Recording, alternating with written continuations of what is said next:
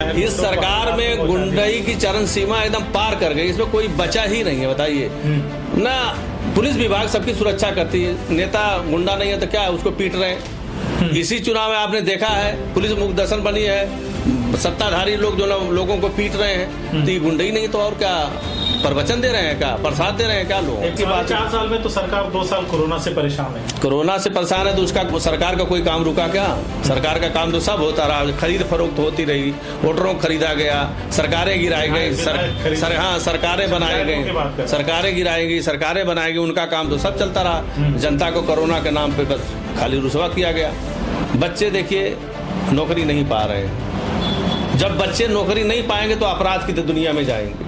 सरकार के लिए अपराध रोक दे कैसे? आप तो कह रहे हैं धड़ाधड़ रोजगार दे रहे हैं। इस जगह नौकरी थी वो तो भाई वैकेंसी निकली होगी, लोग गए होंगे, वो तो आपको भी पता होगा ना। कहीं नौकरी नहीं, नौकरी के नाम पे सिर्फ छलावा है और बहकावा है। उनका नाम अखिलेश यादव है। उनकी करनी कथनी में कोई अंतर नहीं है। हमारे नेता आदरणीय मुलायम सिंह यादव जी की भी करनी कथनी में कोई अंतर नहीं था और हमारे नेता आदरणीय अखिलेश यादव में भी उनकी करनी कथनी में कोई अंतर नहीं है। जो उन्होंने कहा है वह 100% वो पूरा करने की क्षमता रखते हैं और करते भी हैं।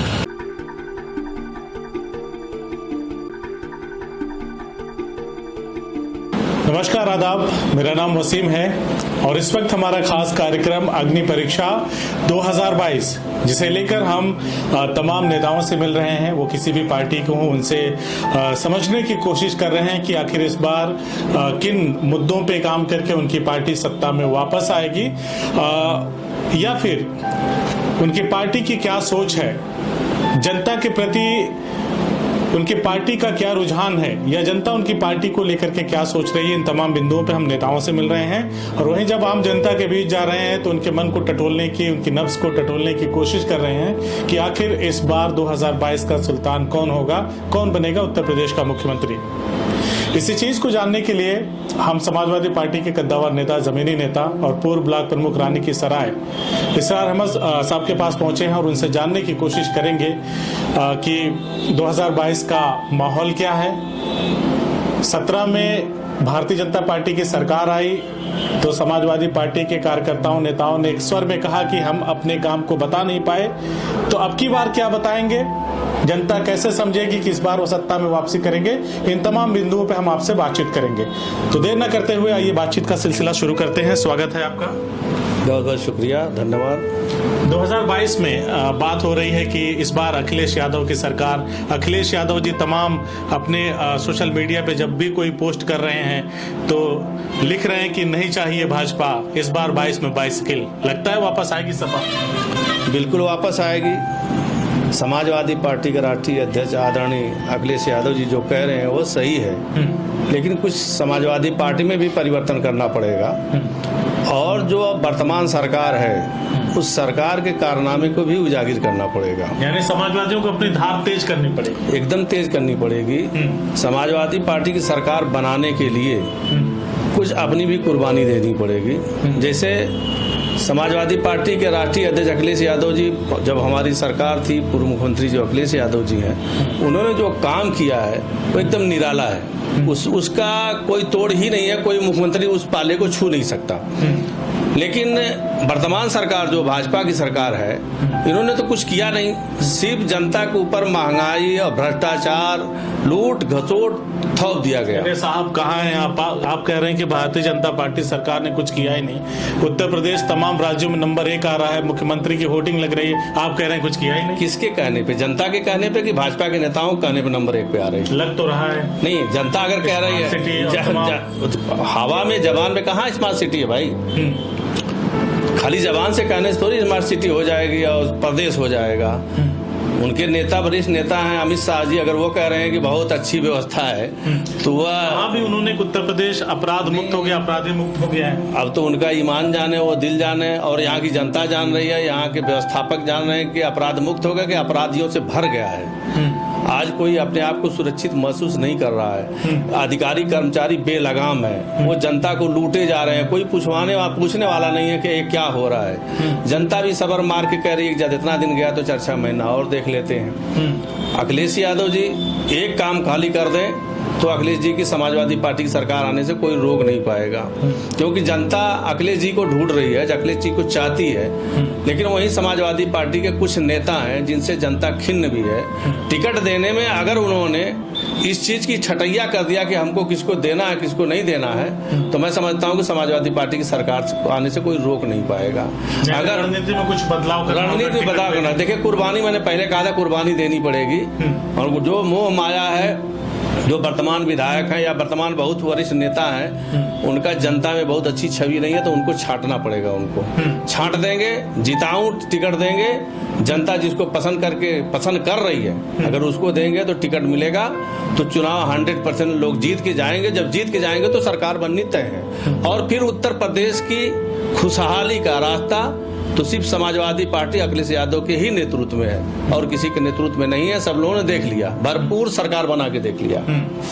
आगे जनता अपना फैसला खुद जानती है। आप जा रहे हैं जनता के बीच में, जनता खुद चाहती है कि अखिलेश जी सरकार बने। युवा नौजवान बेरोजगार घूम रहा है, तो जैसे जनता कह रही है कि अखिलेश जी की सरकार बने, वैसे ही जनता कह रही है भारतीय जनता पार्टी की सरकार आए, और समाजवादी पार्टी के जो गुंडे टाइप के नेता हैं उनको टाइट कर दिया है मुख्यमंत्री योगी जी ने। मैं समझता हूं कि इस सरकार के गुंडों से समाजवादी पार्टी गुंडे दब गए। मानते हैं समाजवादी के गुंडे? अगर आप कह रहे हैं तब ना कि यहाँ समाजवादी के गुंडे कह रही है। सरकार तो कुछ भी कह सकती है, लगाम लगा दिया है। इस सरकार में गुंडई की चरम सीमा एकदम पार कर गई, इसमें कोई बचा ही नहीं है। बताइए ना, पुलिस विभाग सबकी सुरक्षा करती है, नेता गुंडा नहीं है तो क्या उसको पीट रहे हैं। इसी चुनाव में आपने देखा है पुलिस मुखदर्शन बनी है, सत्ताधारी लोग जो लोगों को पीट रहे हैं, तो ये गुंडे ही नहीं तो और क्या प्रवचन दे रहे हैं, क्या प्रसाद दे रहे हैं क्या लोग? एक बहुत पुरानी कहावत है और हिंदी फिल्म का एक खास डायलॉग भी है, हम करें तो रासलीला, तुम करो तो कैरेक्टर ढीला। समाजवादी पार्टी के लोग भी तो यही कमोवेश करते थे, भाजपा ही कह रहे हैं। नहीं, देखिए समाजवादी पार्टी ने कभी गुंडई पे विश्वास नहीं रखा, क्योंकि इसका सीधे सीधे प्रमाण है कि हमारे राष्ट्रीय अध्यक्ष जी अपने नेतृत्व में बहुत से लोगों ने कोशिश किया कि समाजवादी में आ जाए। उन्होंने कहा नहीं, पारदर्शिता रहेगी, हमारे में गुंडों की जरूरत नहीं है। अब इससे ज्यादा प्रमाण मैं क्या दूंगा? अगर शायद कि उन लोगों को ले लिए होते तो सरकार में हमेशा रहते। आज जमाना उसी को कुछ लोग पसंद कर रहे हैं। हमारे नेता ने सबकी छटैया करके सबको किनारे कर दिया। इससे ज्यादा प्रमाण मैं क्या दे सकता हूँ? आपने विधायकी की बात की, कुछ टिकट को लेन देन की बात करी आपने कि कुछ टिकटों पे अखिलेश यादव जी को या जो पैनल है आपकी पार्टी का टिकट देने लेने वाला, उसको बराबर नजर रखनी होगी। आप भी 30 साल से ज्यादा हो गया राजनीति में, 35 साल का अनुभव है आपका, तो कहीं इस बार आप भी कहीं से मैदान में ताल ठोक रहे हैं? देखिए, मैं तो मांगा हूँ दीदारगंज से, लेकिन मेरा हक बनता है निजामाबाद से लड़ने का। अब सवाल बनता है कि वहाँ जनाब आलम बदी साहब MLA हैं, तो पार्टी ने कहा जहां से जीता हुआ रहेगा वो तो नहीं, इसलिए मैं नहीं भरा था जहां से जीता। जहां खाली वहीं भरा था। लेकिन मेरा राजनीतिक क्षेत्र निजामाबाद विधानसभा का जो 30-32 साल आप बता रहे हैं, मैं वहीं काम किया हूं। वहां मेरा घर जैसा है, बच्चा बच्चा मुझे जानता है, बुजुर्ग जानते हैं। और इस बेस पे मैं कह रहा हूं कि मुझको लड़ना अब की बारी वहां से है। जैसे कि वर्तमान विधायक जनाब आलम बदी साहब बुजुर्ग हो चुके हैं, उन्होंने मुझसे कहा था पिछले चुनाव में कि बाबू आप चलो, एकदम ही मुझको और जिता दो, अगली बार मैं नहीं लड़ूंगा, आप लड़ेंगे। तो जब वर्तमान विधायक तैयार हो जाएगा तो फिर दूसरा कहां से आएगा?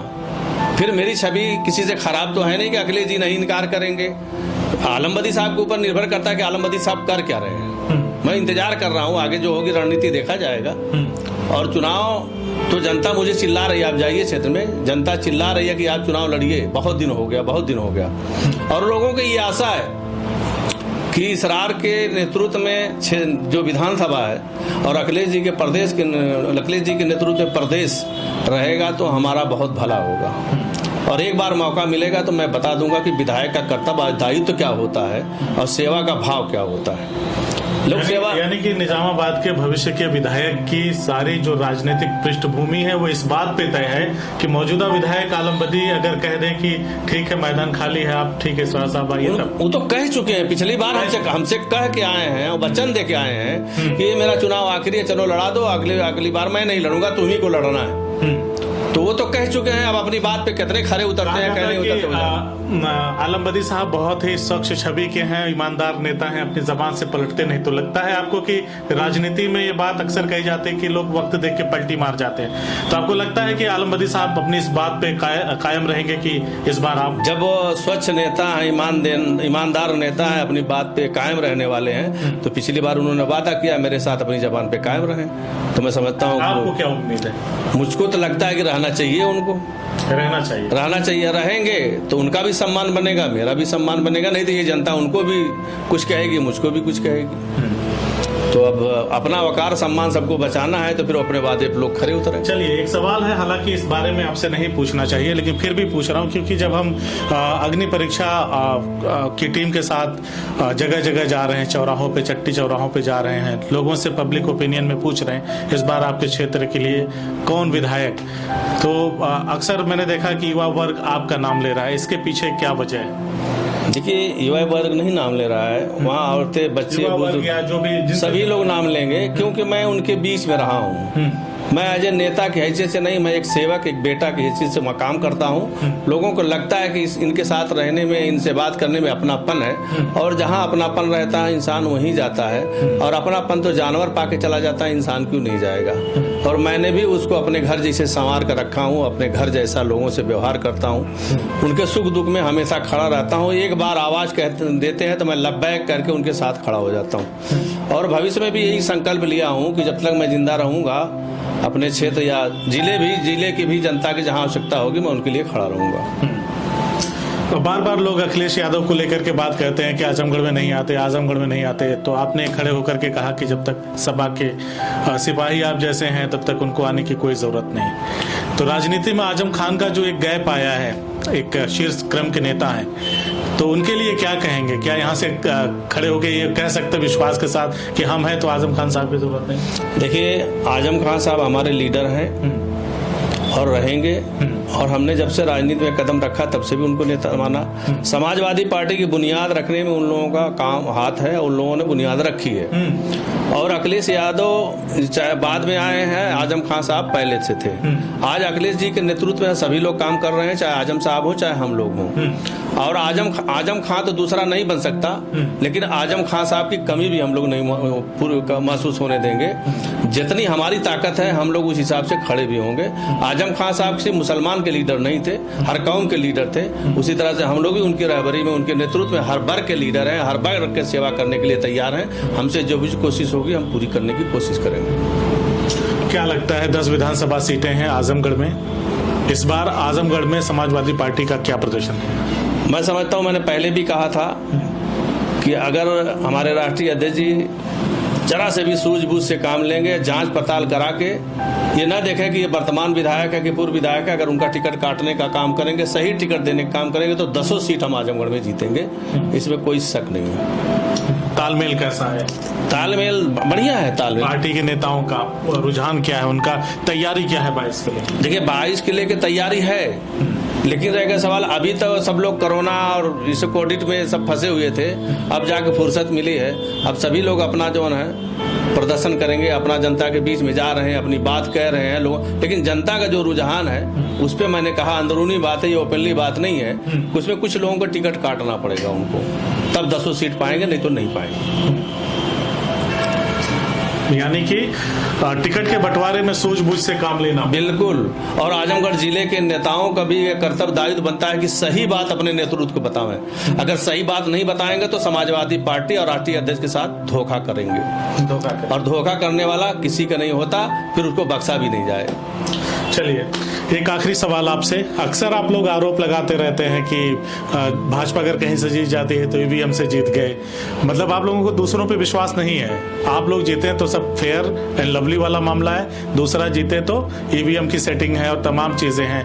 17 में आप लोग बता नहीं पाए, तो 22 में क्या तरीका है, कैसे बताएंगे जनता को? देखिए, 22 का जो तरीका है, 17 से लेके 22 तक 5 साल के अंतराल में बिना बताए जनता जान चुकी कि अखिलेश यादव ने क्या किया था और वर्तमान सरकार क्या कर रही है। किसी की पेंशन सही तरीके से नहीं मिल पा रही, किसी की वृद्धा पेंशन नहीं मिल पा रही है, किसी को खाने के लाले हैं पड़े हैं। आज आप देखिए गैस सिलेंडर की बात, 4 साल में तो सरकार 2 साल कोरोना से परेशान है। कोरोना से परेशान है तो उसका सरकार का कोई काम रुका क्या?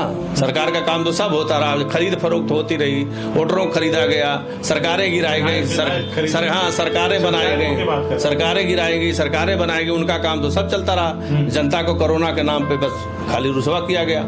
अरे जनता कोरोना से क्या, वो तो अल्लाह ने एक मुसीबत डाली थी, सबके ऊपर था, उसका बहाना नहीं होना चाहिए था, लेकिन जल्दी जनता की भरपूर मदद होनी चाहिए सरकार की तरफ। जनता जागेगी भाई इसमें, एकदम जाग चुकी है, उसमें कोई से शक नहीं है, वो जाग चुकी है, इंतजार कर रही है कि 22 को चुनाव आ जाए, कब घोषणा हो रही है। 14 में मोदी जी प्रधानमंत्री बने थे, 19 में भी यही बात कही गई कि बस आखिरी है, बस वोट होने दीजिए। देखिए मोदी जी प्रधान, देखिए हमारे देश की जनता बड़ी भोली है, छलावा बहकावा में बहुत एक टर्म दूर टर्म आ सकती है, तो बार बार बहका दिया तो नहीं, अब नहीं बहकेगी, अब बहक चुकी, जितना बहकता सब लोग भोग चुके हैं। हाँ। बच्चे देखिए नौकरी नहीं पा रहे, जब बच्चे नौकरी नहीं पाएंगे तो अपराध की तो दुनिया में जाएंगे।